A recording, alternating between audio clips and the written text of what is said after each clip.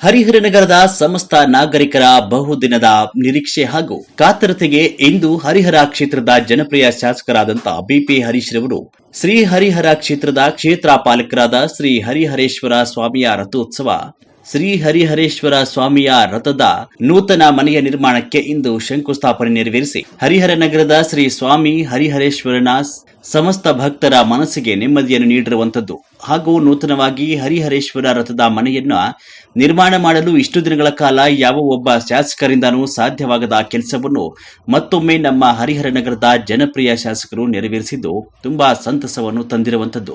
ಈ ವಿಚಾರವಾಗಿ ಸುಮಾರು 3 ರಿಂದ 4 ವರ್ಷಗಳ ಹಿಂದೆ ಅಂದಿನ ತಹಸೀಲ್ದಾರರು ಹಾಗೂ ತಾಲೂಕು ದಂಡಾಧಿಕಾರಿಗಳ ಆಗಿದ್ದಂತಹ ಅಶ್ವಥ್ ರವರು ಕರ್ನಾಟಕದ ದಲಿತ ಸಂಘರ್ಷ ಸಮಿತಿ ಮಹಾತ್ಮ ಪ್ರೊಫೆಸರ್ ಬಿ ಕೃಷ್ಣಪ್ಪ ಸ್ಥಾಪಿತ 376/2021/22 ಹಾಗೂ ಹರಿಹರ ನಗರ ಆಟೋ ಮಾಲಕರು ಮತ್ತು ಚಾಲಕರ ಸಂಘದ ಪದಾಧಿಕಾರಿಗಳು ಅಂದಿನ ಪ್ರತಿಭಟನೆಯಲ್ಲಿ ಈ ವಿಷಯವನ್ನು ಪ್ರಸ್ತಾಪಿಸಿದಾಗ ಸಣ್ಣ ಮಕ್ಕಳಂತೆ ರಥದ ಮನೆಗೆ ದಡಾಯಿಸಿ ಅಲ್ಲಿನ ವಾಸ್ತು ಪರಿಸ್ಥಿತಿಯನ್ನು ಪರಿಶೀಲನೆ ಮಾಡಿ ರಥದ ಮನೆಯ ಹಾಳಾಗಿರುವುದನ್ನು ಮನಗಂಡ ತಹಸೀಲ್ದಾರರು ನೂತನವಾದ ರಥದ ಮನೆಯನ್ನು ನಿರ್ಮಿಸಿಕೊಡುವುದಾಗಿ ಭರವಸೆ ಕೊಟ್ಟಿದ್ರು.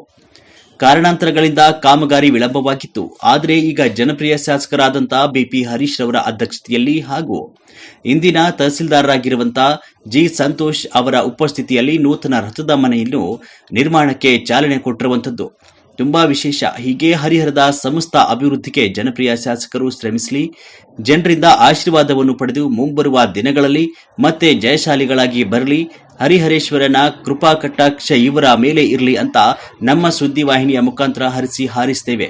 L Tippesh, Karnataka power news 1, Davanagere ಜಿಲ್ಲಾ ವರದಿಗಾರ.